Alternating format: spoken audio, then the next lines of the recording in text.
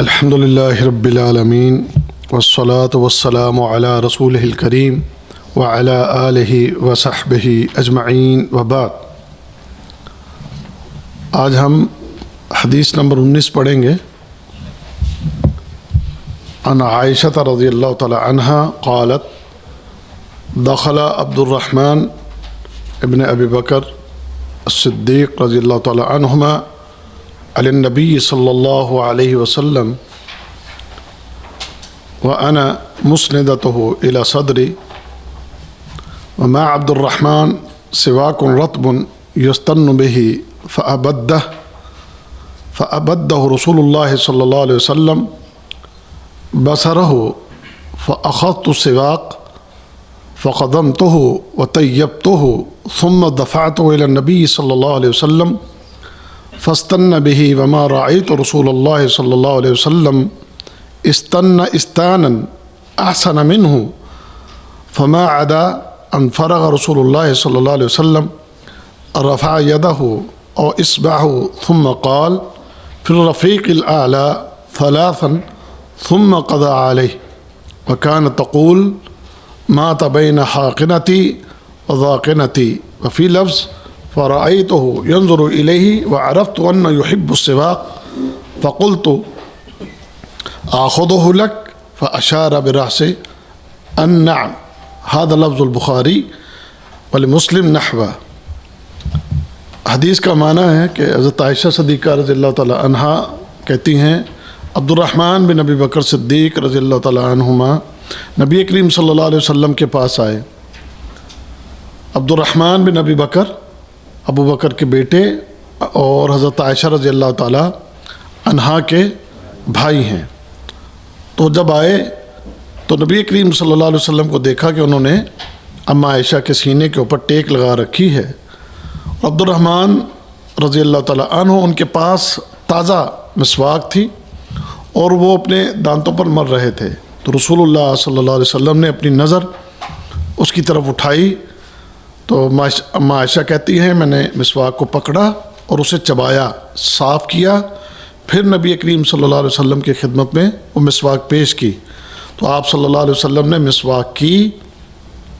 میں نے نبی کریم صلی اللہ علیہ وسلم کو اس سے بہتر انداز میں مسواک کرتے ہوئے نہیں دیکھا۔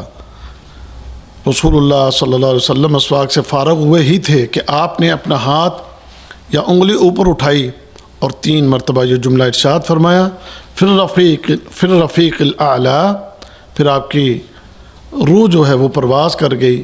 حضرت عائشہ فرماتی ہیں حضرت عائشہ فرمایا کرتی تھیں کہ نبی کریم صلی اللہ علیہ وسلم نے میری گود اور یہ ٹھوڑی جو ہے اس کے درمیان وفات پائی، اور ایک روایت میں کہ میں نے دیکھا آپ اس کی طرف دیکھ رہے ہیں، یعنی عبد الرحمن کی طرف، اور میں نے پہچان لیا کہ آپ مسواک پسند کرتے ہیں۔ میں نے عرض کی کیا میں آپ کے لیے یہ لے لوں؟ تو آپ نے اپنے سر سے اشارہ کیا کہ ہاں، اور یہ الفاظ بخاری کے ہیں اور مسلم کی روایت بھی اس کی ہم معنی ہے۔ تو حدیث میں جو مشکل الفاظ ہیں، دخل عبد الرحمن تشریف لائے، صدری صدر سینے کو کہتے ہیں، صدری میرا سینہ، انا مسندتہ میں آپ کی ٹیک بنی ہوئی تھی، سواک رطب تازہ مسواک، قدمتہ میں نے اسے چبایا، طیبتہ میں نے اسے پاک صاف کیا، دفعتہ میں نے اسے ادا کیا پیش کیا، استن بہ آپ نے اپنے دانتوں پر ملا، استن استانن اس نے مسواک کی، اصبع انگلی، قضی علیہ اللہ کو پیارے ہو گئے یا روح پرواز کر گئی، بین حاقنتی و ذاقنتی میرے سینے اور ٹھوڑی کے درمیان، یحب السواک آپ مسواک کو پسند کرتے ہیں، النعم کہ ہاں۔ تو یہ جو حدیث ہے، اس حدیث میں جو سب سے اہم بات کہ نبی کریم صلی اللہ علیہ وسلم اپنی اس شدت کی مرض میں کہ جب آپ کا آخری وقت ہے اور دنیا سے رخصت ہونے کے وہ لمحات، وہ ایک وہی انسان سمجھ سکتا ہے کہ اس وقت کتنی تکلیف اور وہ کتنی اذیت میں اور پریشانی میں اور آزمائش میں مبتلا ہوتا ہے وہ انسان کہ جس وقت اس کی روح قبض ہونا ہوتی ہے، دنیا سے جانے والا ہوتا ہے۔ اور نبی کریم صلی اللہ علیہ وسلم کی یہ زندگی کے وہ جو آخری لمحات ہیں اس کے بارے میں بعض جیسے روایات میں ہے کہ آپ بار بار بے ہوش ہو رہے تھے اور آپ کے پاس پانی کا ایک پیالہ رکھا ہوا تھا اور آپ اس پانی کے پیالے میں ہاتھ ڈالتے جب ہوش آتی اور اپنے چہرہ انور پر اس ہاتھ کو ملتے، پانی لگاتے، اور ساتھ ساتھ آپ یہ بات بھی ارشاد فرما رہے تھے کہ بے شک موت کے لیے سختیاں ہیں، موت کے لیے سختیاں ہیں، موت کی سختیاں ہیں۔ تو موت کی سختی اس وقت، اس لمحے، اس وقت میں آپ نے اس عمل کو یعنی مسواک کو، کتنی آپ کے نظر میں اس کی اہمیت ہے کہ مسواک کرنا آپ نے پسند کیا کہ نبی کریم صلی اللہ علیہ وسلم نے اس سختی کے وقت میں بھی، اس پریشانی کے وقت میں بھی آپ کی خواہش اور آپ کی یہ طلب کہ آپ اس موقع کے اوپر بھی مسواک سے فائدہ اٹھا لیں۔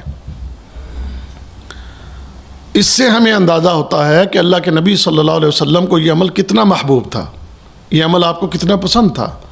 جو پچھلی حدیث میں آپ اور ہم پڑھ کے آئے ہیں کہ آپ نے اپنی پسندیدگی کا اظہار اس بات سے کیا کہ اگر مجھے اپنی امت پر مشقت کا ڈر نہ ہوتا تو میں یہ کہہ دیتا کہ ہر وضو کے وقت تم نے مسواک کرنی ہے۔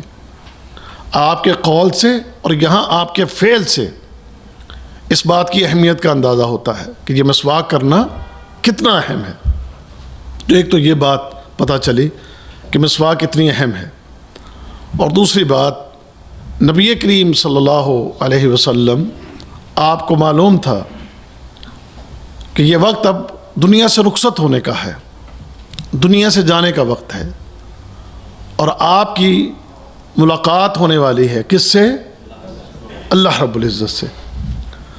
تو آپ نے یہ پسند کیا اپنے لیے کہ آپ کی ملاقات رب کائنات سے ہو تو اس حالت میں کہ آپ کا منہ پاک ہو، اس وقت میں اس پاکیزگی کو اختیار کرنے کو آپ نے ترجیح دی۔ اور نماز کے متعلق بھی جیسے ہم جانتے ہیں کہ اللہ کے نبی صلی اللہ علیہ وسلم نے یہی فرمایا ہے کہ نماز بھی اللہ تعالیٰ سے ملاقات ہے۔ جب آپ مسجد میں آتے ہیں تو مسجد میں آپ اللہ تعالیٰ کے مہمان ہوتے ہیں اور اللہ تعالیٰ آپ کا میزبان ہوتا ہے۔ تو اس میزبان کے ہاں مسجد میں جب یہ بندہ جاتا ہے تو اپنی مکمل پاکیزگی اختیار کر کے اس میں سے یہ ایک منہ کا پاک کرنا بھی، اس پاکیزگی کو اختیار کرنے کا مقصد کیا ہوتا ہے کہ میں اپنے اللہ سے ملاقات کے لیے جا رہا ہوں، میرے رب سے ملاقات ہے۔ اور پھر یہ جو ملاقات ہے یہ تو اس سے بھی اعلیٰ ملاقات ہے کہ موت کے وقت ایک مومن اور خاص کر نبی اور نبیوں میں محمد رسول اللہ صلی اللہ علیہ وسلم، آپ کے جو آخری جملے ہیں پھر رفیق الاعلیٰ، کہ اس وقت آپ کو پتہ ہے کہ میں کدھر جا رہا ہوں، الا رفیق الاعلیٰ۔ اور رفیق الاعلیٰ کون ہے؟ سب سے بلند رفیق، دوست، ساتھی کون ہے؟ وہ اللہ ہے۔ تو آپ نے اس موقع پر یہ پسند کیا کہ اپنے خالق اور مالک کی طرف جانے سے پہلے میں اپنے منہ کو پاک کر لوں۔ سبحان اللہ، اس سخت تکلیف کے وقت میں بھی آپ کو اس بات کا احساس ہے اور اس بات کا آپ کو خیال ہے۔ تو اپنے نبی صلی اللہ علیہ وسلم کی اس سنت کو سامنے رکھتے ہوئے ہمیں یہ چاہیے کہ کم از کم یہ جو نمازوں کے لیے ہم جاتے ہیں تو نماز سے پہلے ضرور مسواک کریں، اور اگر اللہ ہمیں بھی موقع دے دے کہ موت سے پہلے کوئی ایسی ہوش ہو تو اس وقت میں اللہ رب العزت کی توفیق سے ہی ممکن ہے کہ ہمیں بھی یہ توفیق مل جائے کہ اس وقت میں ہم بھی مسواک کر لیں اور نبی کریم صلی اللہ علیہ وسلم کے اس سنت طریقے پر ہمارا بھی عمل ہو جائے۔ پھر اس کے بعد ایک اور بات جو اس حدیث سے ہم سمجھ سکتے ہیں کہ کسی دوسرے کی مسواک بھی استعمال کی جا سکتی ہے، کسی دوسرے کی مسواک بھی ہم استعمال کر سکتے ہیں۔ بعض اوقات کسی کی کوئی مسواک کو پکڑا ہے تو تمہارے منہ والی میں استعمال کروں، تو ہم اس کو ناپسند کرتے ہیں۔ تو سرور کونین محمد رسول اللہ صلی اللہ علیہ وسلم سے اعلیٰ شخصیت اس پوری مخلوق میں آپ سے اعلیٰ کوئی نہیں، لیکن سبحان اللہ آپ عبد الرحمن کی مسواک استعمال کر رہے ہیں، اور عبد الرحمن سے لی اماں عائشہ نے بھی اس کو چبایا، اور چبایا کیوں ہے؟ اصل میں اس کو نرم کرنے کے لیے، کیونکہ ظاہری بات ہے کہ جس حالت میں آپ تھے تو اس حالت میں سخت مسواک چبانا آپ کے لیے آسان نہ ہوتا، تو آپ کی آسانی کے لیے اماں عائشہ نے، بہن ہے عبد الرحمن کی، تو بہن نے اپنے بھائی کی مسواک کو استعمال کیا، اور پھر اسی مسواک کو آگے محمد رسول اللہ صلی اللہ علیہ وسلم نے استعمال کیا۔ پھر کیا کہتی ہیں کہ اتنی اچھی مسواک اللہ کے نبی نے کی کہ اس سے پہلے کبھی میں نے اتنی اچھی مسواک کرتے ہوئے اللہ کے نبی کو نہیں دیکھا۔ تو اتنی اچھی مسواک کیوں ہو رہی ہے؟ جانے کی تیاریاں ہیں، اللہ رب العزت سے ملاقات کا ایک وقت ہے، تو کتنے آپ کی سبحان اللہ اس وقت نبی کریم صلی اللہ علیہ وسلم کو اپنے رب سے ملاقات کا کتنا شوق ہے، اور اس شوق میں کتنی اچھی مسواک کر رہے ہیں۔ اسی طرح ہے نا، کبھی کسی بہت بڑے کو ملنا ہو تو اس سے ملنے سے پہلے بندہ اپنے آپ کو اپ ٹو ڈیٹ کرتا ہے، اور بڑے اچھے طریقے سے تیار کر رہا ہوتا ہے اپنے لباس کو، اپنے جناب بالوں کو، اور اپنے پوری جناب جو بھی ٹیپ ٹاپ ہے اس کو بہتر سے بہتر کرنے کی اس کی کوشش ہوتی ہے۔ تو یہاں تو ملاقات کائنات کے بادشاہ سے ہونے والی ہے، تو اس لیے آپ نے اپنی اس سختی کے ان لمحات میں آپ نے مسواک کا جو عمل کیا وہ بہترین طریقے سے کیا۔ تو جیسے میں نے عرض کیا کہ ملاقات کا شوق، تو نبی کریم صلی اللہ علیہ وسلم کو تو اللہ سے ملاقات کا شوق تھا نا، دعائیں کیا کرتے تھے اللہ رب العزت کے سامنے، اللہم انی اسألک لذۃ النظر الی وجہک والشوق الی لقائک، اللہ میں تجھ سے سوال کرتا ہوں اس بات کا کہ تیرے چہرہ انور کے دیدار کی لذت نصیب ہو، تیرے چہرہ انور کے دیدار کی لذت نصیب ہو، اور اس بات کا شوق مجھے نصیب ہو کہ تیری ذات کے ساتھ میری ملاقات ہو۔ تو یہ ذوق اور یہ شوق سبحان اللہ کسے ہے؟ اول تو جو حدیث پڑھ رہے ہیں نبی کریم صلی اللہ علیہ وسلم، ظاہری بات ان سے بڑھ کے یہ شوق کس کو ہو سکتا ہے؟ اور جو حقیقی مومن ہوتا ہے الحمدللہ اس کو بھی اس بات کا شوق ہوتا ہے، وہ اس بات کا بھی شوق رکھتا ہے۔ حضرت بلال رضی اللہ تعالی عنہ بیمار تھے، اور ان کا بھی آخری وقت تھا، اور ایک قسم کی سانسیں کچھ اسی طرح تھیں کہ جیسے ابھی بس سانس کا یہ بندھن جسم کے ساتھ ٹوٹ جائے گا۔ تو گھر والے رونے لگ گئے، آنسو جاری ہو گئے گھر والوں کی آنکھوں میں۔ تو حضرت بلال کی طبیعت تھوڑی سنبھلی، تو گھر والوں کو جب روتے ہوئے دیکھا تو پوچھتے کیوں رو رہے ہوں؟ تو کہتے ہیں کہ آپ کی اس حالت کو دیکھ کے، تو کہتے مسکرا دیے۔ پوچھا مسکرا رہے ہیں؟ کیا فرمایا؟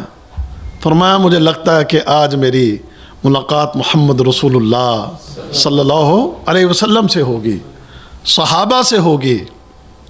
سمجھ گئے؟ یعنی یہ وہ لوگ ہیں کہ جو اپنی آخرت کے بارے میں اتنے مطمئن، اور پھر ذوق اور شوق کیا ہے کہ مرنے کے بعد ان ہستیوں سے ملاقات جو پہلے جا چکی ہیں، اور پھر اللہ سے بھی ملاقات کا شوق کہ اللہ سے بھی ملاقات ہوگی، نبی کریم سے ملاقات ہوگی، اور صحابہ کرام سے ملاقات ہوگی۔ اور یہ حدیث سے ثابت ہے کہ جب بھی ایک مومن فوت ہوتا ہے تو پہلے تو سب سے پہلے وہ اس کی پیشی کہاں ہوتی ہے؟ اللہ کی بارگاہ میں۔ حدیث سے ثابت ہے،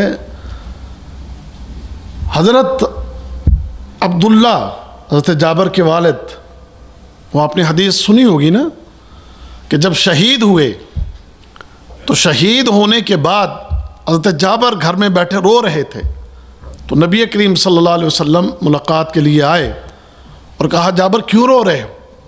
کہا اللہ کے نبی صلی اللہ علیہ وسلم 9 بہنیں ہیں اور میں اکیلا ان کا بھائی ہوں، ہمارے والد محترم شہید ہو گئے، ایک تو ان کا بھی غم ہے اور دوسری گھر کی یہ بھاری ذمہ داریاں، تو بس پریشانی میں ہوں، اور قرض بھی بہت تھا، وہ بھی ایک پریشانی تھی۔ تو نبی کریم صلی اللہ علیہ وسلم نے فرمایا اے جابر میں تمہیں خبر دوں؟ جی بتائیں۔ فرمایا اے جابر تیرا والد جب اللہ کی بارگاہ میں پیش ہوا تو رب کائنات نے اپنے اور تیرے والد کے درمیان جتنے نور کے پردے تھے وہ سارے ہٹا دیے اور سامنے بٹھا کر تیرے والد سے رب کائنات نے ملاقات کی ہے۔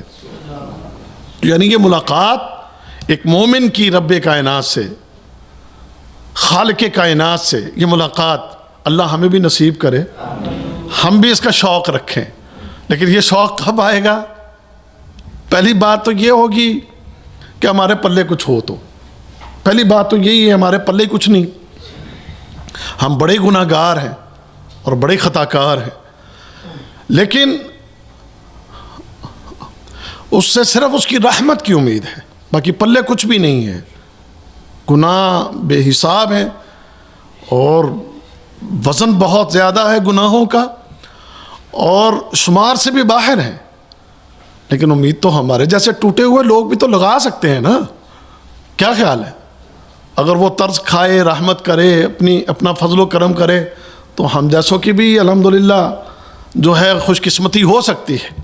کوشش کرتے رہنا چاہیے اور دعائیں بھی کرتے رہنا چاہیے، جو دعا اللہ کے نبی صلی اللہ علیہ وسلم کرتے تھے۔ اللہم انی اسألک لذة النظر الی وجہک والشوق الی لقائک۔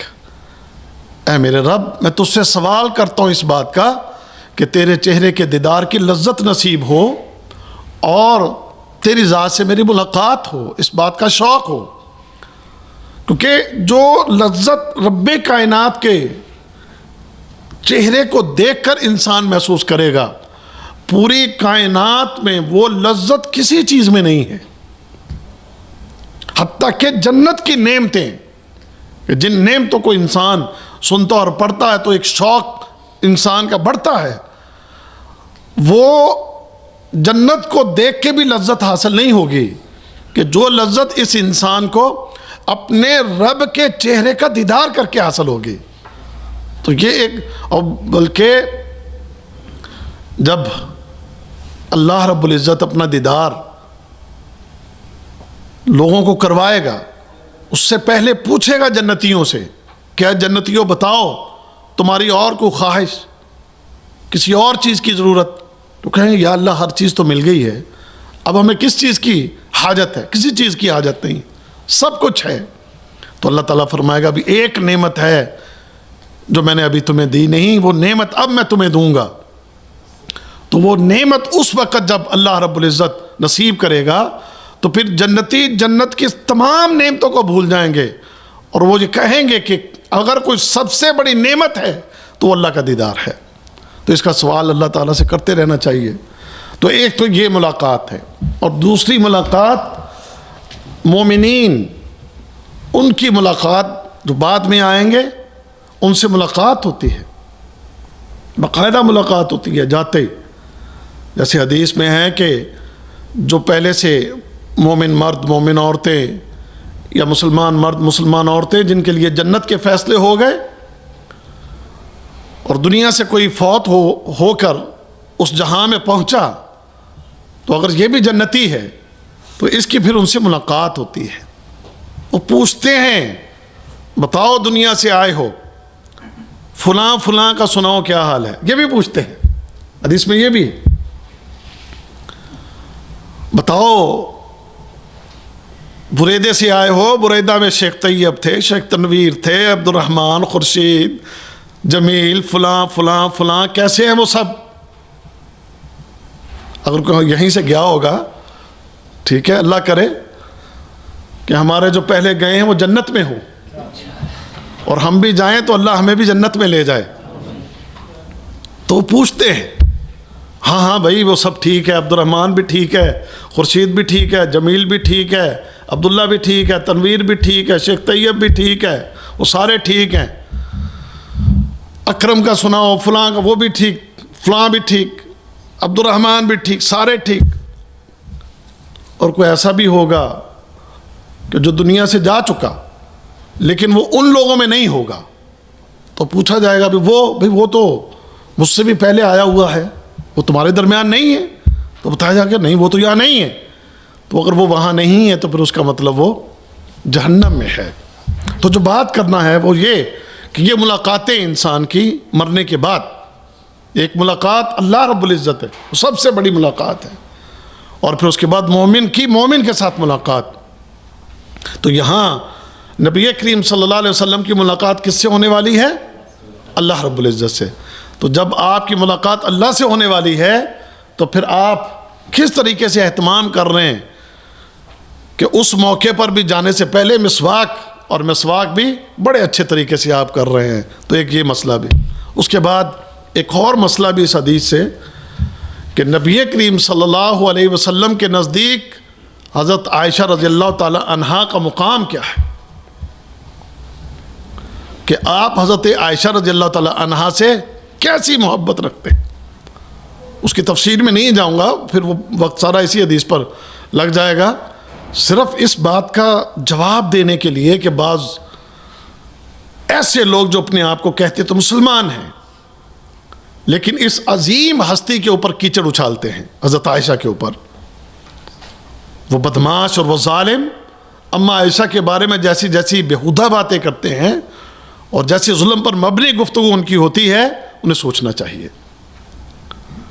مقام دیکھیں آپ اور شرف دیکھیں، کیا شرف نصیب ہو رہا ہے کہ آخری وقت میں کہاں ہیں آپ؟ اما عائشہ کے پاس. اور آپ کی وفات ہونے سے پہلے اما عائشہ کا لعاب اور نبی کریم صلی اللہ علیہ وسلم کا لعاب وہ اکٹھا ہو رہا ہے، اور پھر اس کے بعد وفات کہاں ہو رہی ہے؟ یہاں سر رکھا ہوا ہے. اور کہتی ہیں کہ اللہ کے نبی صلی اللہ علیہ وسلم نے میری گود اور میری ٹھوڑی کے درمیان آپ نے وفات پائی. ٹھیک ہے، یہ اما عائشہ رضی اللہ تعالی عنہ کا مقام ہے. اور کہاں وہ ظالم، وہ بدماش، واللہ رونگٹے کھڑے ہوتے ہیں کہ جس طرح کی وہ گفتگو اما عائشہ کے بارے میں کر جاتے ہیں. انسان کانپ اٹھتا ہے ان باتوں کو سن کے. تو اللہ ان کو بھی ہدایت دے.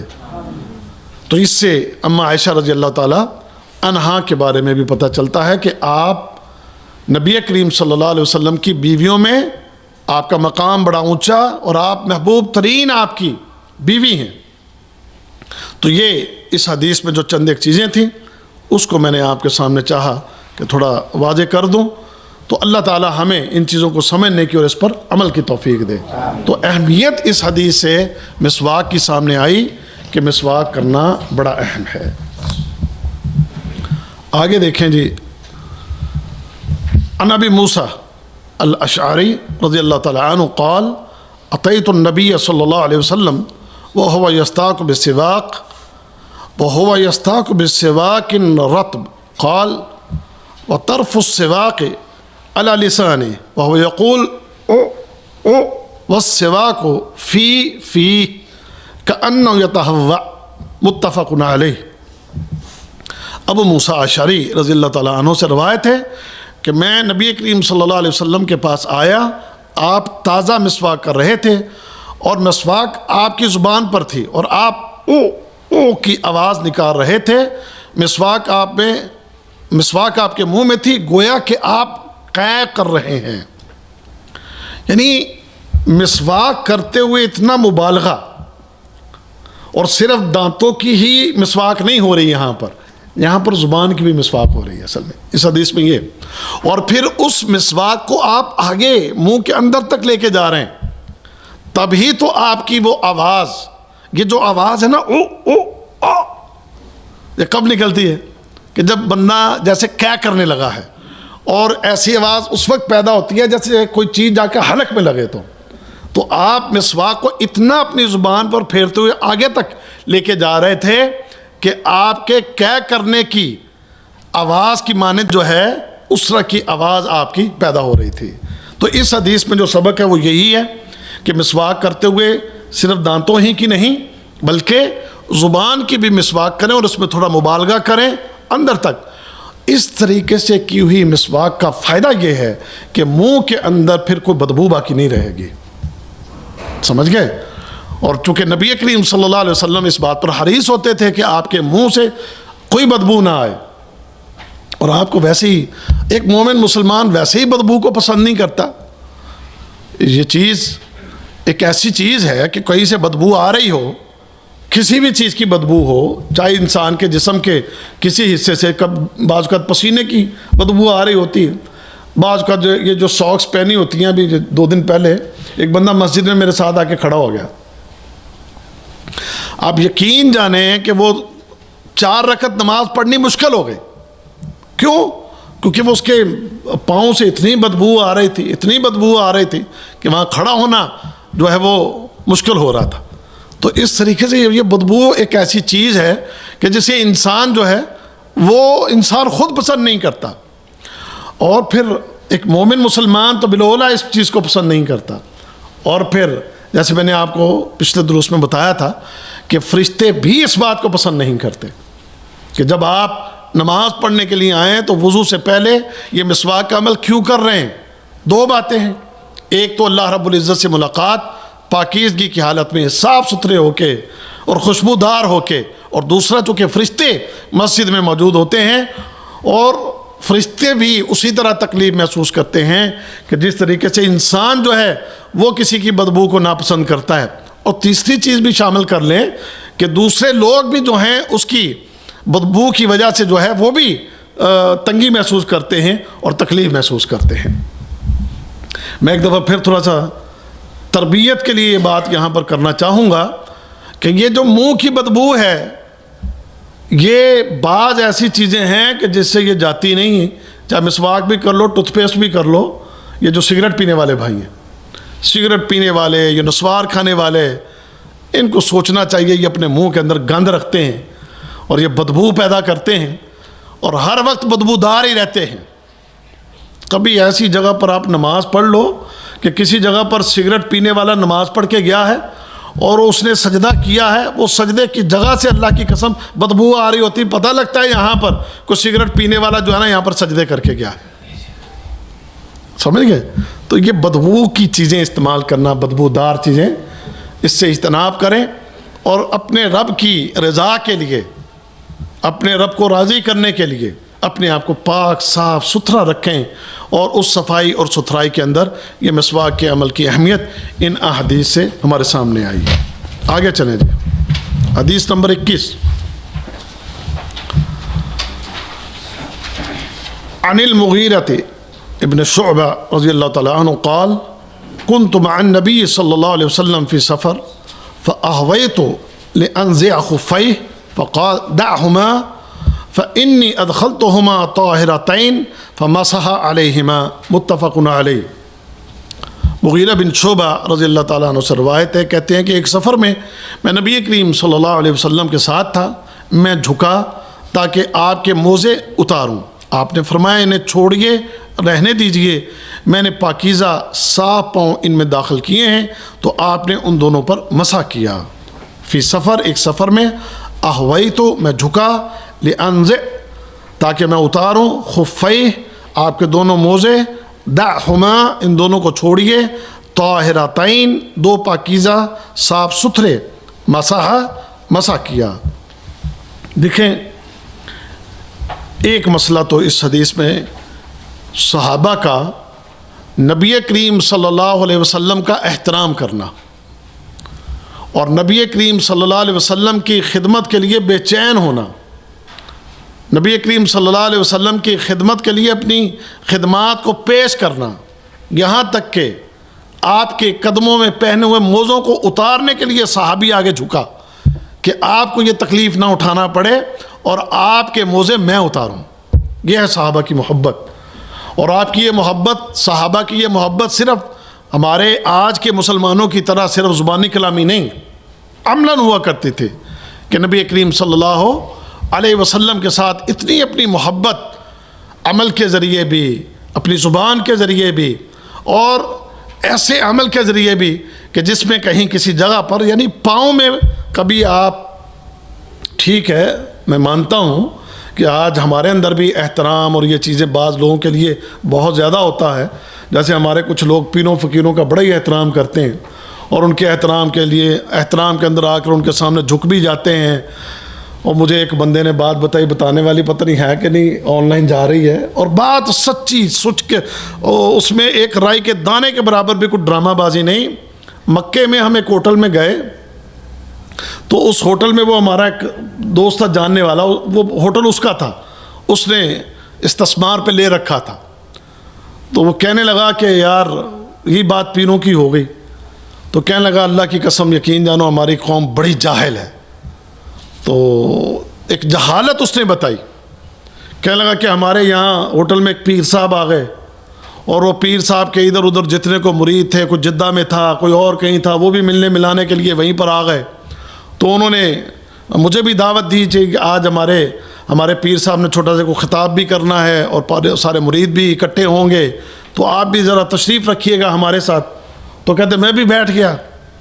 تو وہ پیری مریدی چلتی رہی ہے, مرید آ رہے ہیں, ہاتھ پاؤں چوم رہے ہیں اور بڑا احترام کر رہے ہیں. تو یہ ساری چیزیں ہیں. اتنے میں پیر صاحب نے کہا کہ مجھے بتاؤ ٹوائلٹ کدھر ہے, رفع حاجت کے لیے مجھے جانا ہے. تو وہ پیر صاحب اٹھے تو بیت الخلاء کی طرف چلے تو سارے مرید اٹھ کے ساتھ چل پڑے, ان کے ساتھ بیت الخلاء تک چل کے گئے. تو کہتے میں سارا منظر دیکھتا رہا کہ یہ پیر صاحب کو بیت الخلاء چھوڑنے کے لیے جا رہا پورا مجمع, جو کمرے میں جتنے بھی بیٹھے تھے وہاں پر وہ سارے ساتھ گئے. اب جب خیر میں دیکھ رہا ہوں واللہ بالکل کوئی الحمدللہ آپ کو پتہ ہے کہ ہم کبھی کوئی ایسی بات صرف کسی کو ہنسانے کے لیے یا ڈرامہ بازی کے لیے ایسی باتیں, وہ اس بندے نے خود یہ بات میں خود بیٹھا ہوں مجھے بتائی اس نے. کہتا میں دیکھ رہا ہوں اور دیکھا کہ وہ مرید سارے بیت الخلاء کے دروازے تک گئے. تو پیر صاحب بیت الخلاء میں داخل ہوئے اور 2 بندے ساتھ داخل ہو گئے پیر صاحب کے ساتھ. دروازہ بند ہو گیا, وہ 3 بندے بیت الخلاء میں. تو میں دیکھتا رہا, میں نے کہا جی پیر صاحب بیت الخلاء میں 2 بندوں کو ساتھ لے کر کیوں گئے ہیں؟ تو مجھے بڑا تعجب تھا, میں حیران بھی بیٹھا تھا. اور میں پوچھوں گا تو ضرور کہ یہ کیا مسئلہ ہے بھئی, یہ دونوں ساتھ کیوں گئے اندر؟ تو کہتے ہیں کہ میں بعد میں ان سے پوچھا, میں نے ان کے مریدوں سے کہ بھئی یہ بتاؤ یہ تمہارے پیر صاحب کے ساتھ یہ جو 2 بندے اندر گئے ہیں یہ کس لیے گئے؟ تو کہتے ہیں کہ دیکھو مسئلہ یہ ہے, پیر صاحب پاک ہیں, پاکیزہ ہستی ہیں, ان کے دونوں ہاتھ بھی پاک ہیں. تو ہم ان کے مرید یہ نہیں چاہتے کہ جب وہ رفع حاجت سے فارغ ہوں تو اپنی صفائی اپنے ہاتھوں سے کرے, کیونکہ وہ گندگی جب ان کے ہاتھوں کو لگے گی تو ان کے پاک ہاتھ ناپاک نہ ہو جائیں. تو یہ مرید اندر گئے ہیں ان کی شرمگاہوں کو دھونے کے لیے. سمجھ گئے نا؟ تو وہ ہمارے دوست نے ایک بات بڑی عجیب سی کی, وہ میں یہاں نہیں کرتا وہ بات کرنے والی نہیں ہے اصل میں, سمجھ گئے نا؟ تو میں وہ نہیں کرتا. جب یہ آن لائن بند کر دیں گے نا پھر میں آپ کو بتاؤں گا. اس نے ان کی تربیت کے لیے یہ بات کی.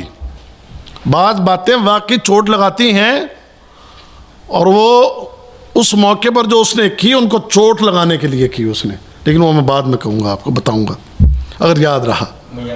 اچھا میں یاد رہوں گا. تو بات کرنے کا مقصد یہ ہے کہ اس طرح کا احترام کہ جس احترام کے اندر یہ بےہودگی ہو, کفر ہو یا شرک ہو یا ایسی بےہودگی ہو, یہ اسلام اس کی اجازت نہیں دیتا. نبی کریم صلی اللہ علیہ وسلم سے بڑھ کر پاک, پاکیزہ, صاف ستھرا اس پوری مخلوق میں کوئی اور ہے؟ سمجھ گئے؟ وہ اپنے رفع حاجت کے وقت اپنے ہاتھوں سے خود اپنا جناب صفائی کرتے ہیں. اور پھر دوسری بات کہ صحابہ کا احترام بہت زیادہ, لیکن وہ کبھی اس سے آگے نہیں بڑھے, اس سے آگے نہیں بڑھے. سمجھ گئے نا؟ کوئی غلو نہیں کیا کہ سجدے کریں یا آپ کے سامنے جناب جو ہے وہ آپ کو مقام اور مرتبہ دیں کہ جو اللہ رب العزت کا مقام اور مرتبہ, ایسا نہیں ہے. تو اس طرح کا عمل کہ اپنے استاد, اپنے شیخ, اپنے بزرگ, اپنے والد, اپنی والدہ یا ایسی محترم ہستی बुजुर्ग होते हमारे वालिदैन हैं, आगे बढ़ के उनके जूते उतारना, उनके आगे जूते रखना, उनके कुछ जराबें उतार देना, जराबें पहना देना, तो ये एहतराम है। तो सहाबा नबी करीम सल्लल्लाहु अलैहि वसल्लम का बहुत एहतराम करते थे। तो उसी एहतराम में हज़रत मुगीरा बिन शुअबा रज़ियल्लाहु ताला अन्हु आगे बढ़े ताकि वो ख़ुद मोज़ों को उतारें। तो अल्लाह के नबी ने फरमाया कि इसको छोड़ दो, क्योंकि मैंने जब ये मोज़े पहने थे, जराबें पहनी थी, तो उस वक़्त पहनी थी कि जब मैं बावुज़ू था। तो वज़ू की हालत में अगर आपने मोज़े या जराबें पहनी हैं, उसके बाद अगर आपको वज़ू करने की ज़रूरत पेश आ जाए, तो फिर उस वज़ू के लिए जराबें या मोज़े उतारने की ज़रूरत नहीं है। उसमें क्या करेंगे, उसमें मोज़ों के ऊपर मसा होगा। और मसा कैसे किया जाएगा, मसा करने का तरीका क्या है, पाँव के ऊपर भी और पाँव के नीचे भी, या पाँव के नीचे ऊपर नहीं है, हाँ, सिर्फ पानी से एक दफ़ा हाथ भिगो के अपने मोज़ों के ऊपर अपने हाथ को एक दफ़ा फेर लेना। समझ गए, ये क्या है, ये मोज़े हैं या जराबें हैं। और जराब पर भी मसा है भाई, हमारे मुल्क में है थोड़ा इस चीज़ के हवाले से कि नहीं जी वो कपड़े की जराब के ऊपर नहीं है, सिर्फ मोज़ों के ऊपर है। वो जराब की भी हदीस आएगी शायद आगे, तो जराब के ऊपर भी है, ये मोज़े हैं, मोज़े पर भी है और जराब पर भी है। तो मसा करके नमाज पढ़ी जाएगी। बाकी उसकी टाइमिंग क्या है उस हवाले से आगे हदीस आ गई इंशाल्लाह। ठीक है जी। अन हुज़ैफ़ा इब्न यमान रज़ियल्लाहु तआला अन्हुमा क़ाल कुन्तु मअ नबी सल्लल्लाहु अलैहि वसल्लम फ़ी सफ़र फ़बाला व तवद्दा व मसह अला खुफ़ै मुख्तसिरन। हज़रत हुज़ैफ़ा बिन यमान रज़ियल्लाहु तआला अन्हु से रवायत है, फरमाया मैं नबी करीम सल्लल्लाहु अलैहि वसल्लम के साथ एक सफ़र में था, आपने पेशाब किया और वज़ू किया और अपने मोज़ों पर मसा किया। यह हदीस इंतहाई इख्तिसार के साथ बयान की गई है। इस हदीस में जो मसला बयान हुआ है ये तरबियत है, वज़ू किस तरह टूटता है। नवाक़िद वज़ू में एक तो हवा खारिज हो गई, शर्मगाहों से किसी चीज़ का निकलना, ठीक है ना। अच्छा, अब अगर कोई ये कहे कि जी वो सिर्फ हवा निकली है, तो उस सूरत में अगर दोबारा वज़ू करें तो फिर ही मसा किया जाएगा मोज़े पर या जराब पे? नहीं, अगर आप रफ़ा हाजत के लिए भी गए हैं, छोटा पेशाब बड़ा पेशाब भी आपने किया है, तो उसके बाद अगर वज़ू करने की ज़रूरत आपको पेश आ जाए, तो अगर आपने मोज़े या जराबें इस हालत में पहनी थी कि उस वक़्त आपका वज़ू था, तो पेशाब करने के बाद या रफ़ा हाजत के बाद अगर आप वज़ू करें तो उसके लिए भी मसा नबी करीम सल्लल्लाहु अलैहि वसल्लम की सुन्नत से साबित है। इस हदीस को इसलिए बयान किया गया कि इस हदीस में यह है कि आपने पेशाब किया और पेशाब करने के बाद आपने वज़ू किया और उस वज़ू में भी आपने मोज़े नहीं उतारे, बल्कि आपने अपने मोज़ों के ऊपर ही मसा कर लिया। ये मुख्तसर सी हदीस थी एक। और इसमें ये मसाइल में अहकाम हदीस में ये बात बयान कर दी गई है, तो इसलिए हम इसकी वजाहत यहीं पर कर देते हैं कि मसा की मुद्दत कितनी है। एक मुसाफिर है तो मुसाफिर की मुद्दत 3 दिन है, 3 दिन और 3 रात। और अगर आप मुकीम हैं तो फिर 1 दिन और 1 रात। अच्छा, मसा का टाइम कब से शुरू होगा? जब आप पहला मसा करेंगे। आपने फजर के वक्त आपने वज़ू किया और वज़ू करके आपने उस वक्त सॉक्स जराबें पहन ली, ठीक है, उसी वक्त आपने जराबें पहन ली। फजर की नमाज के बाद आपने जराबें पहनी हैं और मसा जाकर आपने किया है ज़ोहर के वक्त, ज़ोहर की नमाज से पहले, तो आपका मसा उस वक्त जब शुरू हुआ है उसी वक्त पे आके ख़त्म होगा उसका टाइम। बात समझ गए? ज़ोहर से पहले आप जितनी भी नफली नमाज़ें पढ़ें उस वक्त तक आप अपनी जराबों के ऊपर मसा कर सकते हैं। बात समझ गए? और ऐसे ही सफ़र में 3 दिन और 3 रातें, اس میں بھی مسح کا جو وقت شروع ہوگا وہ اس وقت سے کہ جب آپ پہلا مسح کریں گے. تو یہ بھی مسئلہ اس حوالے سے سمجھتے ہیں. آگے جی ایک اور اہم ترین مسئلہ ہے، وہ بھی پڑھ لیں. حدیث نمبر 23 ہے. ان علی بن ابی طالب رضی اللہ تعالیٰ عنہ قال كنت رجلا مذاعا فاستحييت ان اسال رسول الله صلى الله عليه وسلم لمكان ابنته مني فامرت المقداد بن الاسود فساله فقال يغسل ذكره ويتوضا، وللبخاري اغسل ذكرك وتوضا، ولمسلم توضا واندح فرجك. اس حدیث میں حضرت علی بن ابی طالب رضی اللہ تعالیٰ عنہ ان سے روایت ہے، کہتے ہیں کہ میرے ساتھ ایک مسئلہ درپیش تھا. مسئلہ درپیش یہ تھا کہ ایک مادہ ہوتا ہے جس کو کہتے ہیں مذی. ٹھیک ہے، کیا ہے مذی؟ ایک ہوتی منی اور ایک ہے یہ مذی. یہ ایک پانی ہے کہ جو انسان کو بعض اوقات شہوت کی وجہ سے بھی آتا ہے، بعض اوقات کسی مرض کی وجہ سے بھی آتا ہے. جو شادی شدہ ہیں وہ تقریباً اس بات کو سمجھتے ہیں. تو وہ جو پانی ہوتا ہے وہ پانی منی نہیں کہلاتا. منی جو آتی ہے وہ ایک لذت کے ساتھ انسان کے جسم سے خارج ہوتی ہے، جو منی ہے.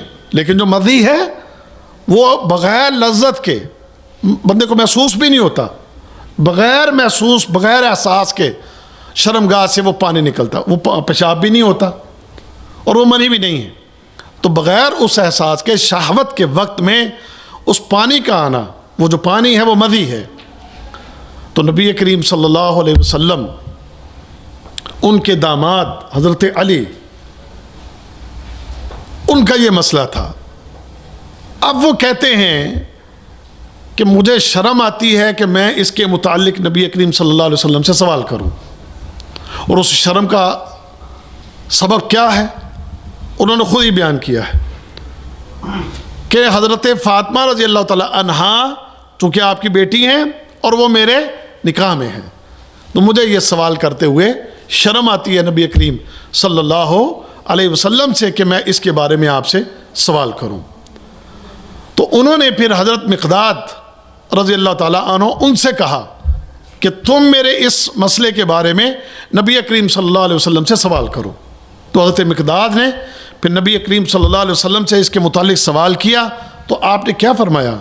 فرمایا یغسل ذکر و یتوضا، فرمایا کہ وہ اپنے عضو خاص کو دھو لے اور اس کے بعد وضو کر لے.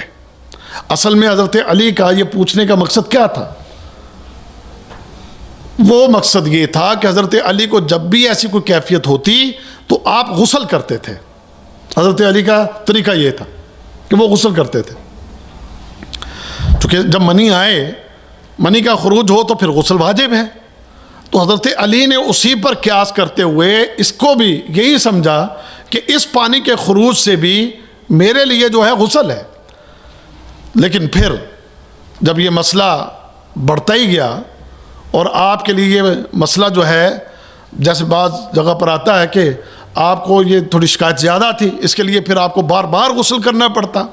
تو جب یہ مسئلہ بڑھ گیا اور پریشانی بڑھ گئی تو پھر سوچا کہ بھی میں اس مسئلے کا حل پوچھوں، نبی کریم صلی اللہ علیہ وسلم سے اس کے بارے میں سوال کیا جائے. اور خود کو شرم آئی اور شرم کی وجہ پھر حضرت مقداد نے پوچھا تو پھر آپ نے اس کا یہ جواب دیا کہ اس معاملے میں تمہارے اوپر غسل نہیں ہے. اس میں کیا کرنا ہے کہ اپنے عضو خاص کو دھو لیا جائے گا اور اس کے بعد جو ہے دھونے کے بعد وضو کریں اور اپنی عبادت کریں. اس طریقے سے ہی آپ کی پاکیزگی آپ کو حاصل ہو جائے گی. اور اگر کپڑے کے اوپر وہ پانی لگا ہے تو اس کپڑے کو بھی دھو لینا ہے. ظاہری بات ہے کہ کپڑے کے اوپر وہ قطرات لگے ہوں گے تو اس کو بھی دھو لیں اور اپنے عضو خاص کو بھی دھو لیں اور اس کے بعد وضو کریں اور وضو کرنے کے بعد نماز پڑھ لی جائے. تو یہ اس حدیث کے اندر جو ہے وہ ہمارے لیے بات جو ہے وہ واضح ہو گئی. اور اس طرح ایک حدیث میں ہے کہ شرمگاہ پر پانی کے چھینٹے ماریں، یعنی صحیح مسلم کی روایت میں وَانْضَحْ فَرْجَكَ، سمجھ گئے؟ وہ کیا ہے؟ یعنی ایک تو دھونے کا عمل ہو گیا پہلے، یہ بھی ایک مسئلہ سمجھ لیں آپ۔ ایک تو مسئلہ یہ ہے کہ شرمگاہ کو دھو لیا، اس کے بعد وضو کر لیا، وضو کرنے کے بعد وَانْضَحْ یہ کیا ہے؟ شرمگاہ کے اوپر چھینٹے مارنے، اور یہ چھینٹے کیسے مارے جائیں؟ کپڑوں کے اوپر سے چھینٹے مار لیے جائیں۔ ایک ابو داؤد کی ایک روایت میں ہے اگر یہ مسئلہ نہ بھی ہو تو پھر بھی وضو کرنے کے بعد پانی تھوڑا سا لے کر کپڑے کے اوپر سے ہی شرمگاہ پر چھینٹے مارنا، یہ بھی سنت ہے۔ یہ اگر سے آج متروک ہے، لوگ جو ہیں اس سنت کو چھوڑ چکے ہیں، لیکن نبی کریم صلی اللہ علیہ وسلم کا یہ طریقہ تھا۔ آپ جب وضو کر لیتے تو وضو کرنے کے بعد شرمگاہ پر چھینٹے مارنا، اور صحابہ کو بھی آپ نے اس کی نصیحت کی ہے، تو یہ اگر آپ کر سکیں تو اس کا بھی اجر اور ثواب آپ پا سکتے ہیں انشاءاللہ۔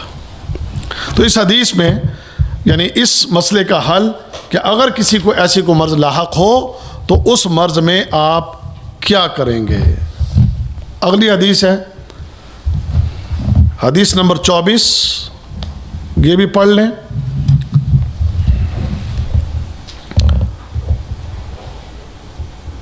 عن عباد بن تمیم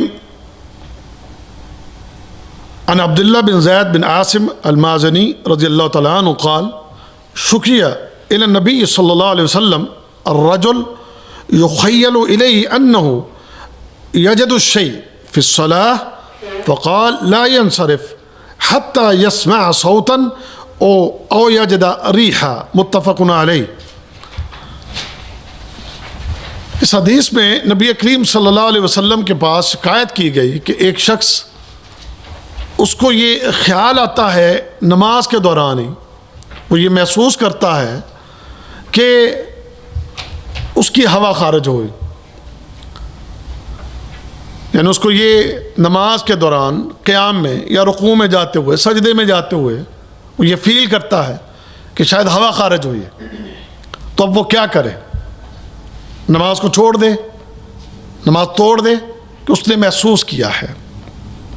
لیکن نبی کریم صلی اللہ علیہ وسلم نے فرمایا کہ نہیں، اگر تو بالکل یقین ہے، اور یقین کی دو شکلیں یہاں بیان ہوئی ہیں۔ ایک شکل کہ انسان اس کی آواز محسوس کرتا ہے، سمجھ گئے؟ اس کی آواز اس نے محسوس کی ہے، یا دوسری چیز ہے کہ بدبو پیدا ہوتی ہے۔ اگر وہ یقین تمہیں حاصل ہو جائے تو پھر اپنی نماز کو توڑو، اور اگر صرف شک ہے تو شک کی شکل میں نہیں، اپنے اس شک کا فائدہ اپنے وضو کو دو۔ اور شیطان ایسا کیوں کرتا ہے؟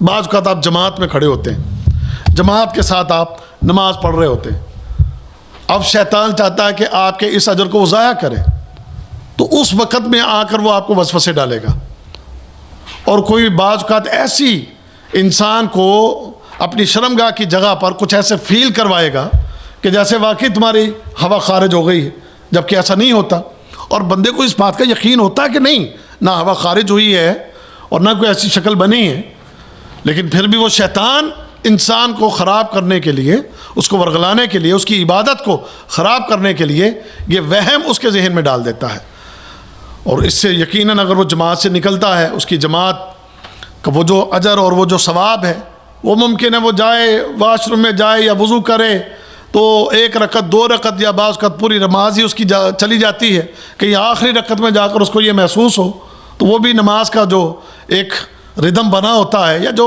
اجر اور ثواب سمیٹ رہا ہوتا ہے، اس میں اس طرح خلل آتا ہے۔ تو اس لیے شیطان کی بات میں نہیں آنا، اپنی نماز کو جاری رکھو، اس کو پورا کرو، اور تمہارے لیے انشاءاللہ اللہ کی طرف سے یہ آسانی اور سہولت ہے۔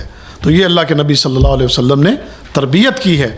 اور پھر دیکھیے، بار بار اس چیز کے اندر غور کیجئے کہ کتنا خوبصورت دین ہے، کہ اس دین کے اندر یہ چھوٹی چھوٹی باتیں بھی ہمیں بتائی گئی ہیں اور ہمیں سمجھائی گئی ہیں اور ہمیں سکھائی گئی ہیں۔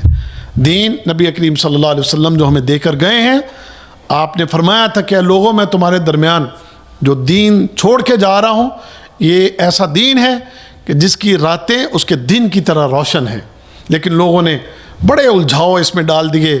کوئی جناب کدھر سے پکڑ کے اپنی سوچ کو لے آیا، کوئی کدھر سے پکڑ کے جناب اپنے نظریات لے آیا، کوئی اس میں فقہ کو لے آیا، کوئی اس میں فرقوں کو لے آیا، کوئی اس میں مولویوں کے اقوال لے آیا، کوئی کچھ. میں یہ سمجھتا ہوں کہ اگر ایک مومن اور ایک مسلمان قرآن اور حدیث ان دونوں چیزوں سے چمٹا رہے اور اس کے بارے میں علم حاصل کرتا رہے تو باذن اللہ تعالیٰ یہ چھوٹی چھوٹی چیزوں کا حل بھی آپ کو مل جائے گا. اور ایک اور اہم بات کہ اگر اتنی چھوٹی چھوٹی باتیں دین اسلام نے ہمیں سکھا دی ہیں تو پھر دین کے وہ بڑے بڑے مسائل جو ہیں اس کے بارے میں بھی شریعت خاموش نہیں ہے، اس کے بارے میں بھی قرآن اور حدیث خاموش نہیں ہے. یہ الگ بات ہے کہ ہم تقسیم ہو گئے اور ہم فرقوں اور جماعتوں میں بٹ گئے اور ایک دوسرے کے خلاف فتوے دینے لگ گئے. قرآن و حدیث ایک ایسا عظیم مجموعہ ہے اور ایسا عظیم علم ہے کہ اگر ہم اس کے ساتھ جڑ جائیں تو اس کے اندر تو ہماری ایسی باتوں کے مسائل کا بھی حل موجود ہے. تو جو بڑی باتیں ہیں تو اس کے لیے تو الحمدللہ بڑی وضاحت کے ساتھ چیزیں قرآن و حدیث میں ملتی ہیں. تو اللہ تعالیٰ ہم سب کو سمجھنے کی اور عمل کرنے کی توفیق عطا فرمائے اور ہماری اصلاح فرما دے. تو یہ آج کا سبق اتنا ہی. باقی انشاءاللہ کل شیخ طیب صاحب کا درس ہوگا تو شیخ طیب صاحب کے درس میں بھی تشریف لائیں اور ان کا درس بھی چونکہ آپ جانتے ہیں بڑا اہم ہے تو اس درس میں شرکت کر کے اپنے آپ کو علم کی اس روشنی سے منور کریں. جزاک اللہ خیر. گزارش ہے ساتھیوں سے کہ تھوڑا سا جو ساتھی لیٹ آ رہے تھے وہ ٹائم سے تشریف لائیں کیونکہ ادارے کی طرف سے یہ ہے کہ 8:20 کے بعد دروازہ بند کرتے ہیں. دیکھیں میں شیخ صاحب کی بات کو آگے بڑھاتے ہوئے یہ خالصتاً علمی کلاس ہے. اس میں وہ یہ نہیں چاہ رہے کہ لوگ صرف ایک فارمیلٹی پورا کرنے کے لیے آئیں. اس کے لیے ہم نے کوئی اتنے وہ بڑے اعلان نہیں کیے اس پروگرام کے لیے کہ بھی آؤ بھی ہم ہال کو بھر لیں، اور ہال بھر کرنے کے لیے یہ کلاسز کا آغاز ہوا ہے. آپ یہ جتنا بھی آپ نے پڑھا ساری علمی باتیں ہیں تو اس کے لیے ضروری ہے کہ آپ کی حالت میں چلے گئے. تو یہ مسائل سیکھنے کے لیے، سمجھانے کے لیے، تربیت کے لیے ان کلاسز کا آغاز ہوا ہے. تو اس کے لیے ٹائم 8 بجے کا ہے. اگلے ہفتے ممکن ہے کہ 5 منٹ اوپر چلے جائیں کیونکہ ہر روز 1 منٹ 2 منٹ اوپر جا رہے ہیں. تو 8 بجے 8:05 حد 8:10 بس اس ٹائم تک آ جائیں، سمجھ گئے، تاکہ کلاس کا ایک ماحول پیدا ہو اور آپ بھی مستفید ہوں اور آپ کی اور ہماری آنے والی نسلیں بھی مستفید ہوں انشاءاللہ. ٹھیک ہے جی.